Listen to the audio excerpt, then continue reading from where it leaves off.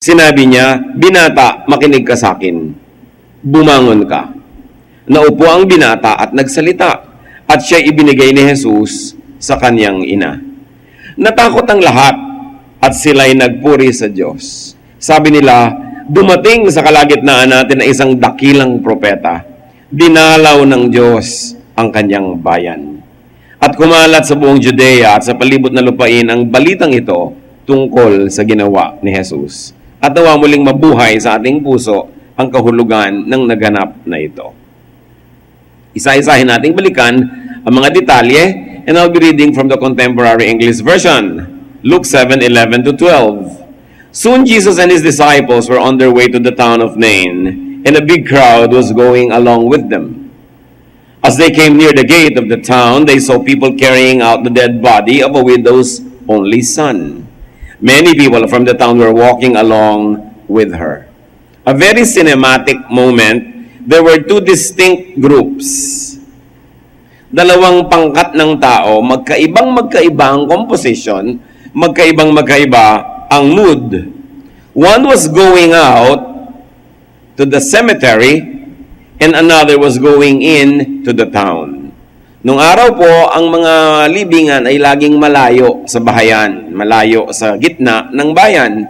At ang mga bayan ay may mga pader at may mga tarangkahan, may mga gate, makikipot na mga pinto na maaaring isara kung ito ay nilulusob ng kaaway. Sa makipot na pintuan na ito ng bayan, nagtagpo ang dalawang grupo. One was downcast because they were going to bury a young man.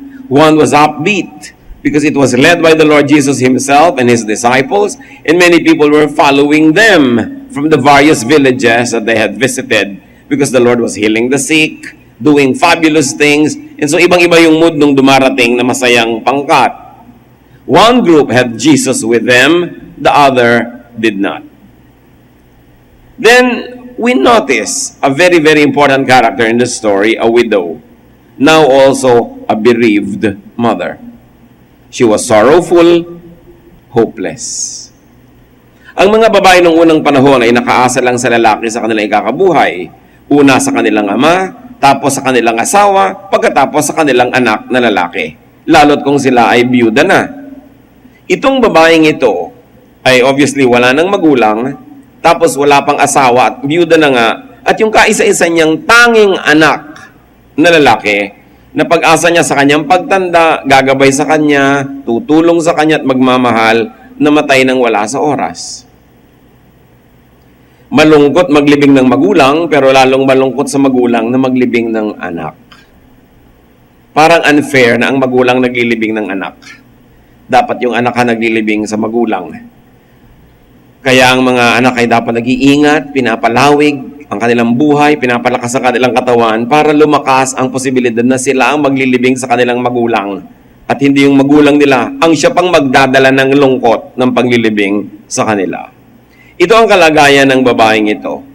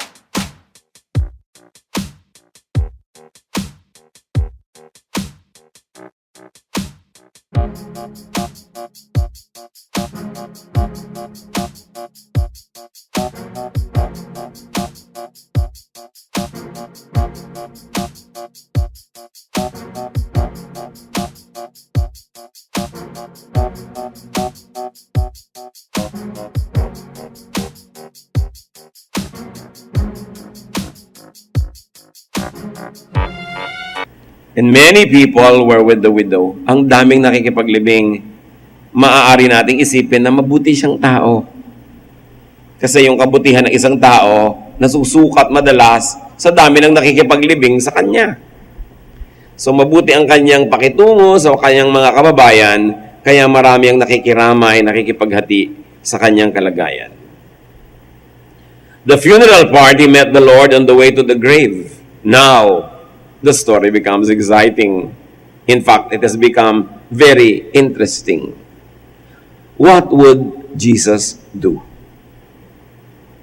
Sariwang-sariwa pa sa alaala ng lahat ng mga bagong-bagong mga pangyayari. Mainit na mainit pa ang mga bali-balita tungkol sa mga ginagawang himala ng Panginoon, ang pagpansin niya sa mga taong di pinapansin ng mga religious leaders, ang pagbibigay halaga niya kahit sa mga tinatawag na makasalanan, mga puwera sa lipunan, mga latak, mga alikabok sa lupa ng mga tao. Yun ang pinapahalagahan ng Panginoon. At bagay na bagay sa ganong description ng babaeng ito. Walang kapangyarihan, walang kayamanan, walang pag-asa, kawawa. So, ano ang gagawin ng Panginoon? Luke 7:13, when the Lord saw the woman, He felt sorry for her and said, "Don't cry." Jesus very correctly felt sorry for the woman because the woman almost has no hope. Alang isang quality po ng Panginoon, napakamahabagin. Napakadaling maantig ang damdamin. Lalo pag nakakita ng nagdurusa, lalo-lalo kung ang nagdurusang ito ay mga outcast ng society.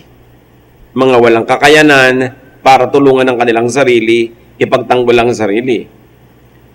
And the Lord said, "Don't cry." Mahirap sabihin yun. Pwede mo sabihin, "I understand you, I feel for you, inawaan kita, kawawa ka naman." Pero pag sinabi mong don't cry, parang sinasagot mo na yung problema niya. Dahil bakit mo sasabihin don't cry kung wala ka namang gagawing dahilan para tumigil siyang umiyak? It was not an empty word. It was a promise. Verses 14 to 15 of chapter 7 of Luke. Jesus went over and touched the stretcher on which the people were carrying the dead boy. They stopped, and Jesus said, "Young man, get up." The boy sat up and began to speak. Jesus then gave him back to his mother. Kung kasama kayo sa libing na ito, anong gagawin nyo? Biglang umupo yung patay doon sa pinagbubuhatan na parang papag. Wala naman yung parang kahon na atauli. Yung kitang-kita siya. At alam niyo naman yung mga matay nung araw, talaga mukhang patay. Kasi hindi naman na may make-upan, di tulad ngayon. At usually, mga namamatay na yan, namamatay sa sakit. Ilang linggo nang naghihingalo, hirap na hirap, hindi nakakakain, mga payat na payat, lubog na lubog ang mata, butuhan ng mga muka. Yung talagang nakakaawa ang itsura. At kung gusto niyo pang isipin, nakakatakot. Biglang umupo. Kung kayo nagbubuhat, bibitawan niyo ba? At nagsalita. At sabi naman ng Panginoon sa ina, eto na, sabi ko sa iyo, huwag ka nang umiyak, uwi na kayo. Hindi natuloy ang libing dahil dumating si Jesus sa buhay nila. What the Lord did, especially if you studied it step by step, is very interesting. First of all, He took the initiative. Wala namang humingi sa Kanya na maghimala siya. Nahabag. At yung habag na yun, pinakilos niya para maging aksyon. Madalas mga kapatid, naaawa tayo. Pero anong ginagawa natin hanggang maawa na lang? Hanggang sabihin mong kawawa naman, bla bla bla. Si Jesus, yung awa niya, umuwi sa paggawa ng isang bagay. He touched the stretcher. Mula sa kanyang pangkat, Group A, lumipat siya sa pangkat, Group 2. Kasi kanina wala siya dun nandito siya sa kabila. He took the side of the bereaved. Remember, tumigil ang dalawang grupo sa tarangkahan ng gate kasi isang grupo lang ang pwedeng dumaan at a given time. So, nagkasalubong na ganun. Lumipat ang Panginoon doon sa kabila at hinipo niya yung kinakasidlan ng bangkay. Something na hindi ginagawa dahil bawal sa batas ng Israel yan. Na humipo ng bangkay. It is considered unclean. But the Lord will cross over to do something nice. He touched the stretcher. He connected physically with the dead body. And then He spoke to the dead man. Sabi niya, "Young man, bangon." He connected through the ears. He connected spiritually. At kung tutuusin nyo, parang may formula itong ginagawa na ito ng Panginoon. Tuwing meron siyang pinapagaling, hahawakan niya yung mata, hahawakan niya kahit yung may ketong, mayroong laging touch. At the very least, it was a touch through the ears. Magsasalita siya, madidinig naman yung boses niya.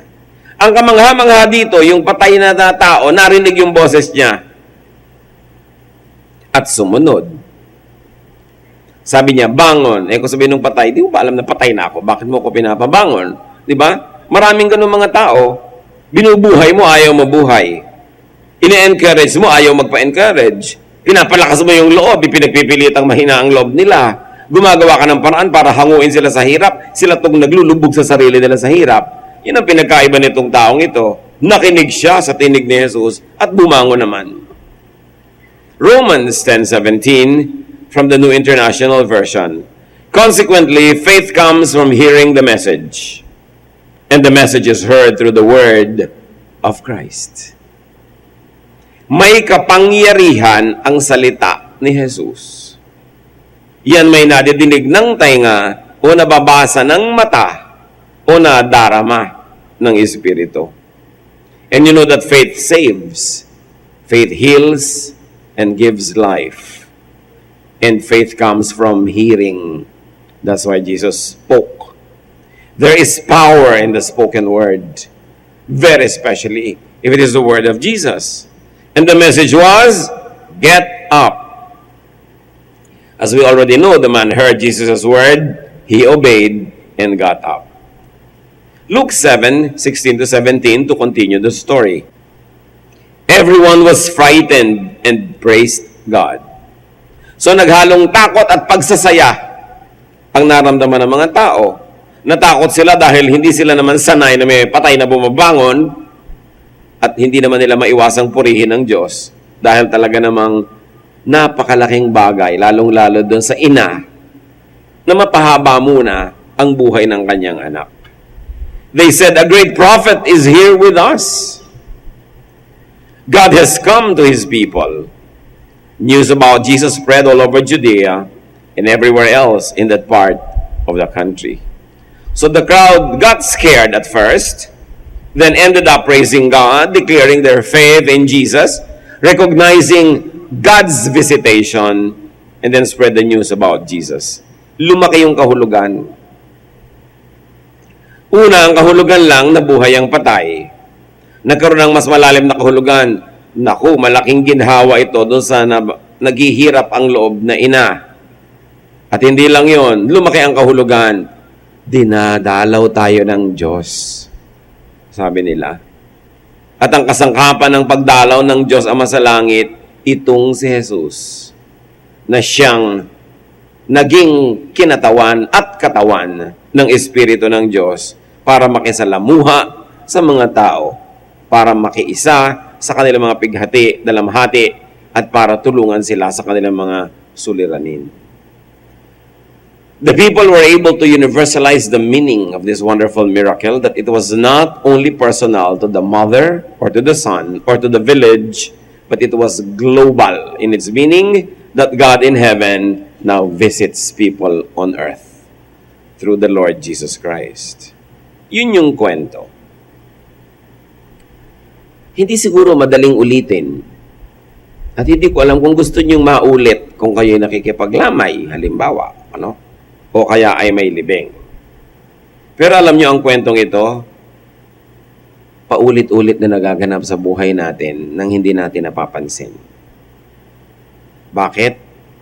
Kasi marami ring kamatayan na nagaganap sa ating paligid na hindi natin napapansin. Meron tayong anak, meron tayong magulang, meron tayong kapatid, kaibigan, asawa na namamatay araw-araw na hindi natin napapansin. Ano yun? Loved ones could die many ways. Hindi lang yung nalalagot ang hininga at physically namamatay ang tao, ang ibig sabihin ng mamatay. May mga taong namamatay pagka nawala na sila ng gana sa buhay. Nandyan sila pero walang gana. May mga taong halos ay namamatay kung nawawalan na sila ng dahilan para mabuhay. Nabigo siguro, iniwan ng pag-ibig, o kaya'y nangulila dahil namatay ang isang minamahal. Maraming tao ay halos patay din kung nawawalan sila ng direksyon sa buhay. Wala na silang hinahangad o minimithi. Wala silang sigla o gana na mabuhay. O kaya mga taong walang ligaya na nalalasap, walang pinapangarap, wala nang hinahangad, at parang wala nang dahilan para magpatuloy mabuhay. All these are forms of deaths. Just like the eyes can cry without tears, people can also die although they continue to exist. At anong kahulugan ng Panginoong Hesus dyan? Siya pa rin ang nagbibigay buhay sa namamatay. Mga pag-asang nawawala na naibabalik dahil narating ka ng salita ni Jesus. Mga kahulugan ng buhay na nawala na sana pero ngayon nagkaroon ng bagong misyon sa buhay dahil narating ng mga turo ni Jesus at hindi lang naman nakinig, sumunod pa tulad nung lalaki na ikinukwento natin. Tulad nung ina sa kwento, marami tayong mga lungkot. We could be like that woman. Maaaring kayo magulang, lungkot na lungkot kayo sa nangyayari sa inyong anak, walang direksyon sa buhay, itinatapon yung buhay para na rin siyang patay. Tulad din kayo ng ina na nagluluksa. Maaaring dinaramdam nyo ang nagaganap sa ilang taong mahal nyo na parang tinatapon ng sarili, wala nang pagpapahalaga sa buhay, o kaya sobrang laging lasing, wala sa sarili, sobrang laging bangag dahil sa drugs, hibang na hibang sa pag-ibig, itinapon na ang lahat ng mahalaga para lang habulin ng isang romansa. Maraming nagaganap niyan sa buhay natin. People die 1,000 deaths. And we mourn with them, and we mourn for them. At itong anak na ito, mga kapatid, na namamatay, hindi lang yan ibang tao na mahal natin sa buhay. Pwede ring tayo yon. May namamatay sa atin pag pinapayagan natin yan. Minsan namamatay ang ating paniniwala sa anumang bagay kung lalo tayo maraming beses ng nabigo.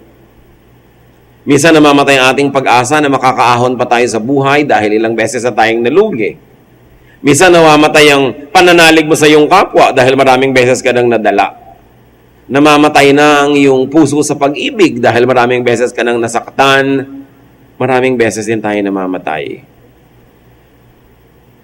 Hindi na physical death ngayon ang pinag-uusapan, kundi yung mas pang-araw-araw na kahulugan nito na ang tao ay pwedeng mamatay.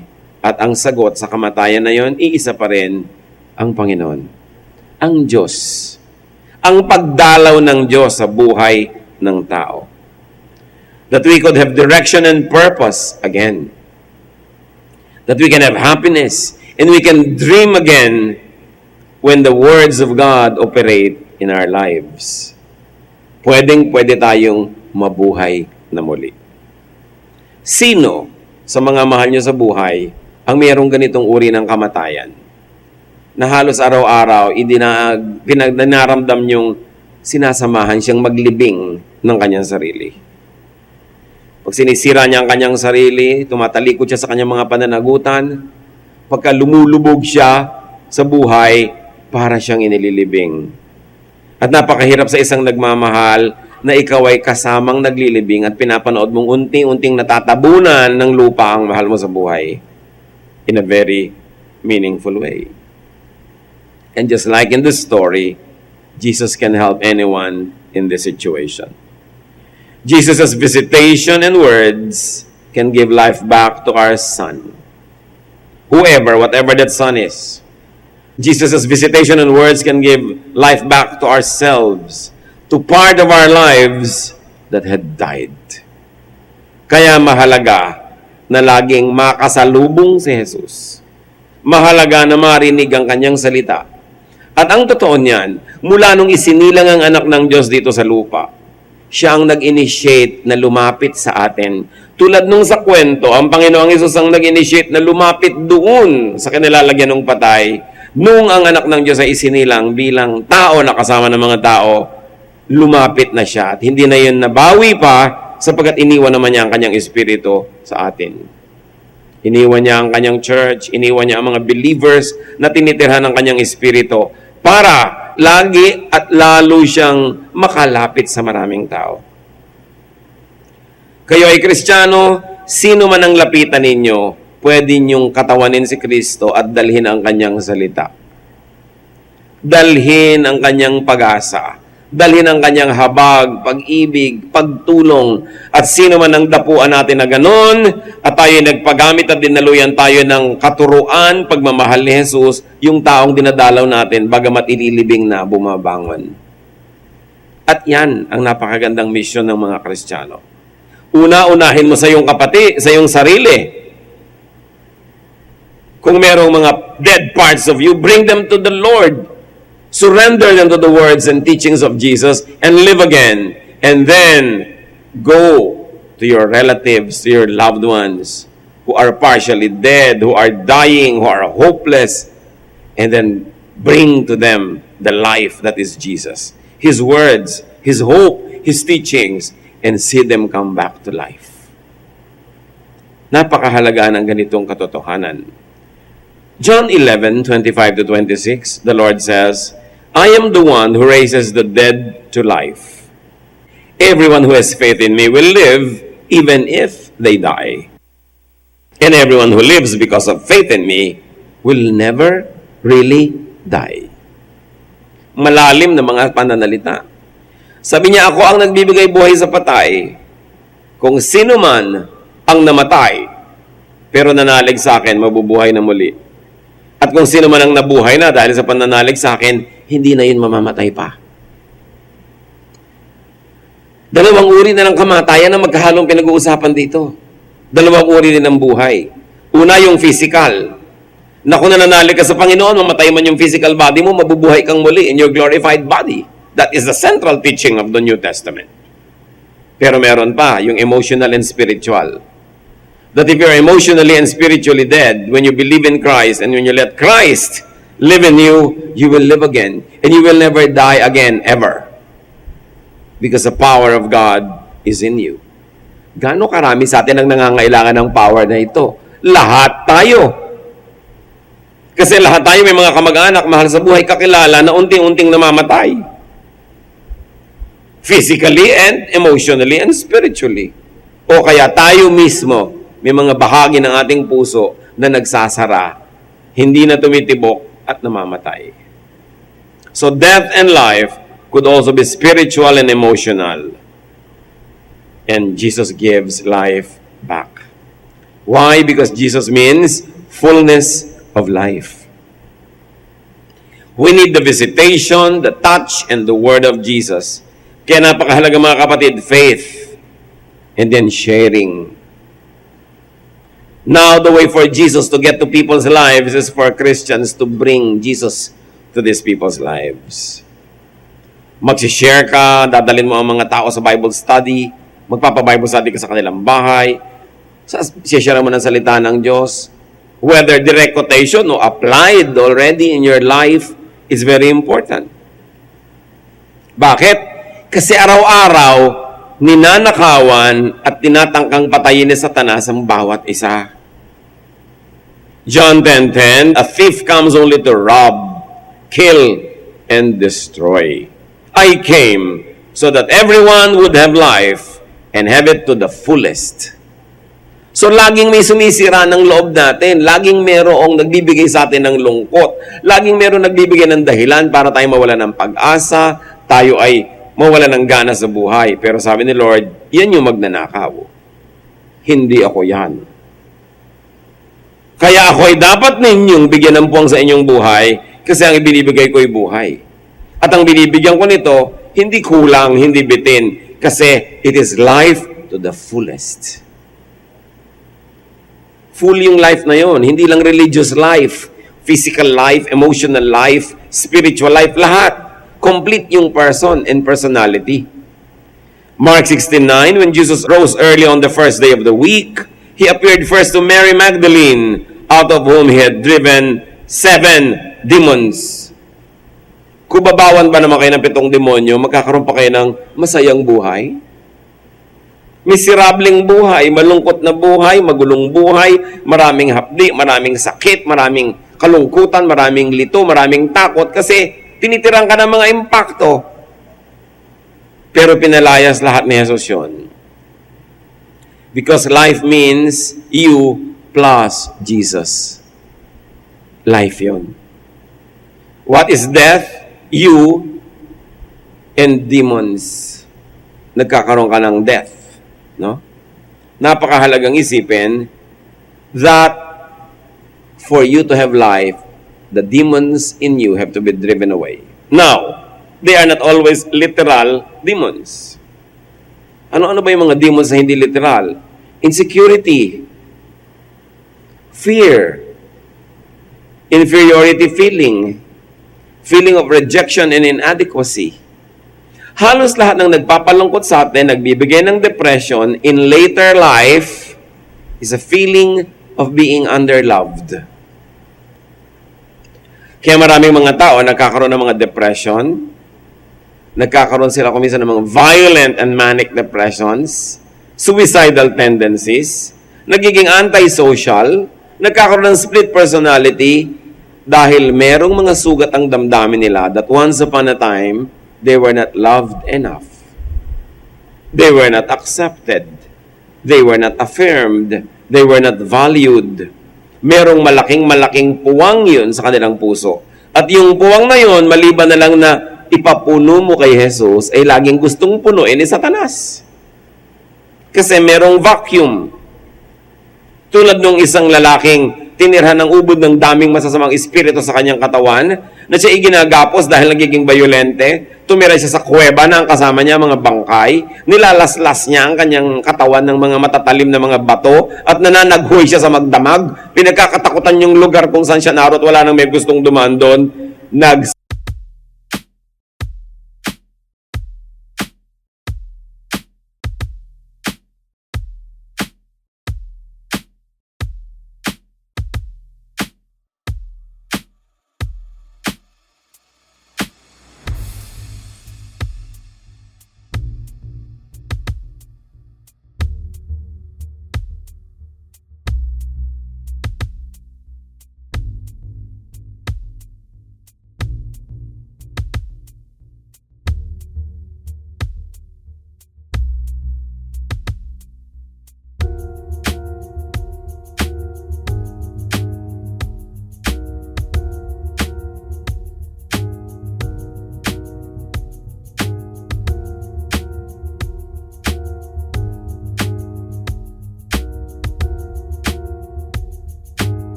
sadyado ng Panginoong Jesus. At pinalayas niya yung mga masasamang espiritu na naglipatan naman sa mga baboy. At nung nagbalikan yung mga tao, nakita nila yung kanina ay wild na possessed person na iba na. It was a dead man in many ways. That man was dead in many ways. But Jesus visited and spoke to him, touched him with his words, and he was freed. Nakita ng mga tao, he was already back to his own mind. And he was dressed, because dati siyang naked, and he was seated there, restful. Samantalang dating balisa, kailangan ikadena dahil hindi mapakali at nagiging very destructive. Mga kapatid, ilang beses nangyayari sa buhay natin ito kahit hindi tayo possessed ng maraming mga impacto. Na nananaghoy ka, kuminsan walang sound. Pero nananaghoy ka talaga. Hindi ka makatulog sa gabi. Ang haba ng gabi. Parang ang pakiramdam mo, ikaw lang ang gising sa buong planeta. Maaaring napupuno ka ng takot, nervyos, kawalan ng pag-asa, halo-halong mga kung ano-anong mga parang mga kumakalmot sa loob ng utak mo natin na torture ka. Na sa kauna-unahan namang sikat ng araw, nawawala lahat yon. Naiiba pag umaga na. Kaya siguro yun ang mga tinatawag na aswang na naglalabasan paggabi. Yung aswang can be physical aswang, I don't know kung meron nun. Pero maaari siyang isang metaphor na inaaswang ka ng iyong guni-guni. Inaaswang ka ng iyong mga ideya, ng iyong mga imagination, ng kinakatakot mo, ng hirap ng iyong loob, ng iyong mga nerbiyos, ang iyong mga selos, kung ano-ano, hindi ka talaga makatulog. Gusto mong kumanta ng Help Me Make It Through the Night. Naranasan nyo na ba yun na parang kailangan yung maitawid sa gabing iyon dahil ang hirap nasolohin yung gabi? Na-isolate kasi tayo when spirits like this affect our minds. But Jesus came to visit this man, and the man was restful. Alam nyo ba kung gaano kahalaga yung panatag na loob?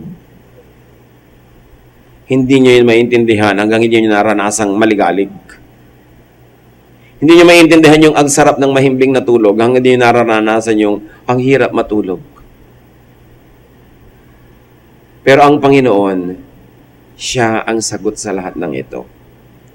Kitang-kita na natin yung kwento ng possessed man na ibabigla ang buhay niya nung dinalaw siya ng Panginoon. Napahinga siya, nagdamit siya mula sa kanyang pagkakahubad at tumahimik ang kanyang kalooban. He lived again. He got his life back. And what were the agents of deliverance? Jesus' visitation, Jesus' word, and Jesus' compassion. Ano ang nagbibigay ng buhay sa atin na nasa Panginoon? His love, His acceptance, His attention. Si Maria Magdalena, bakit napalayas yung 7 demonyo?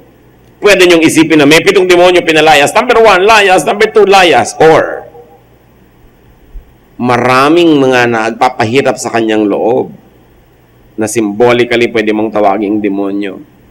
Maraming nagpapagalit sa kanya, nagpapalungkot, nananakot, pero lahat yun nawala nung siya ay minahal, tinanggap, at binigyan ng kalinga ni Jesus. What are we saying here, brothers and sisters? Kung meron kayong mga kapatid, anak, kilala, na wala halos pag-asa, sinisira ang sarili, nalulungkot, nalulumbay, naliligalig, natatakot, nagkakaroon na ng mga personality and mental problems, dala nyo ng pag-ibig, pagpansin, pag-unawa, pagtanggap, at isa-isang maglalaya sa mga impaktong gumugulo sa kanyang buhay. Because even psychiatrists and psychologists will tell you that many people have personality disorders only because they are not loved. Only because they are not given attention. Lalong-lalo nung bata at lumalaki pa lang ay walang natanggap na pagmamahal at puro rejection. Para siyang time bomb na sasabog later.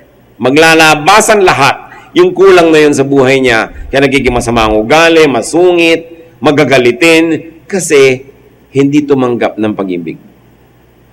Ngayon, tapos na yung tapos na. Ano pang magagawa natin kung tapos na ang childhood nyo at hindi kayo tumanggap ng pag-ibig? Pero ngayon, tanggapin nyo ang pag-ibig ng Panginoon. At gawin nyo ang sarili nyong kaibig-ibig para hindi lang Diyos ang umiibig sa inyo, tao rin. At kung meron tayong mga kakilala, mga mahal sa buhay na alam natin may mga personality problems and disorders, pansin lang ang kulang dyan. At sabi nga nila, people need love, especially when they don't deserve it. Pag-ibig lang, pansin, atensyon. Kaya pwede nating dalhin sa ating tahanan ang pagpapagaling ni Jesus. Hindi lang nga biglaan, lalong-lalo kung malalim ang sugat na ginagamot. Pero si Jesus pa rin ang sagot dyan. Because love heals. Love gives life.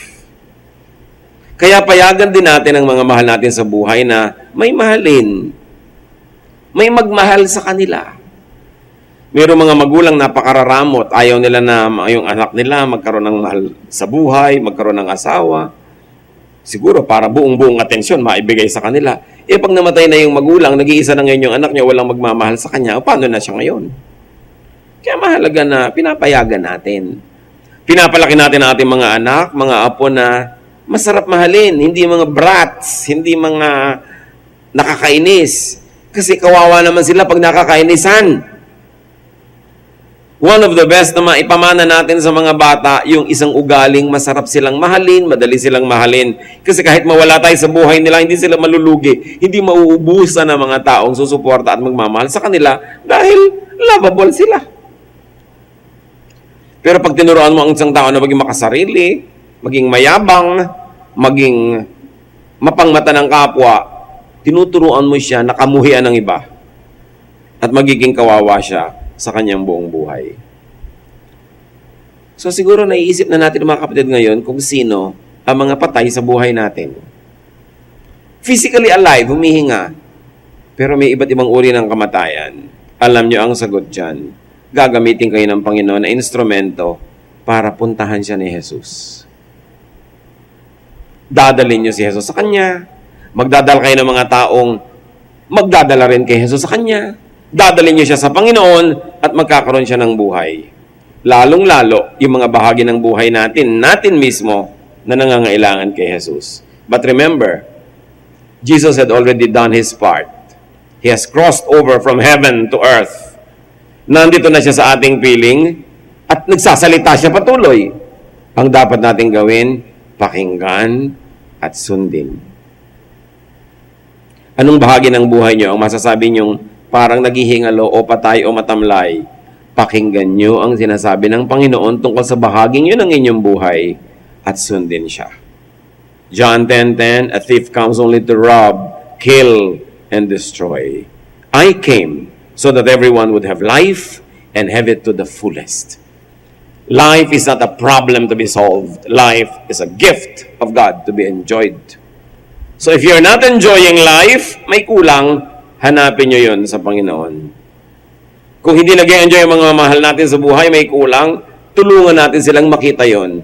Kung minsan, tayo, yung sobra sa buhay nila, kaya nagkakaroon ng kulang ng kaligayahan. Marunong din tayo dapat na magbigay ng puwang, ng espasyo, na hindi natin dinodomina, dinidiktahan, pinapaandar ang buhay ng mga tao sa paligid natin para malaya nilang mahanap kung ano ang mahalaga sa kanila at kung ano nagpapasaya sa kanila.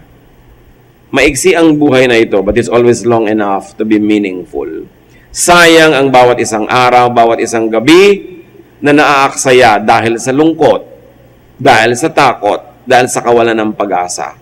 Lalong sayang ang isang buhay na hindi pa tinatawag ng Diyos, winawakasan na nung may katawan dahil nawala na siya ng dahilan para mabuhay. That's where Jesus is very, very relevant. Ano sa mga turo ni Jesus ang magpapagaling sa inyong iba't ibang uri ng karamdaman? Baka ang karamdaman natin, pride. Ang itinuturo ni Jesus, humility. Baka ang karamdaman natin, yung separatism. Ang itinuturo ni Jesus is to integrate with people, to love them, makisalamuha, makihalubilo sa kanila. Baka ang kasalanan natin is rejection. Yun ang sakit natin. Nagre-reject tayo ng mga tao. Ang itinuro ni Lord, acceptance, tolerance. Baka kaya marami tayong mga lungkot, marami tayong mga sakit sa ating emosyon.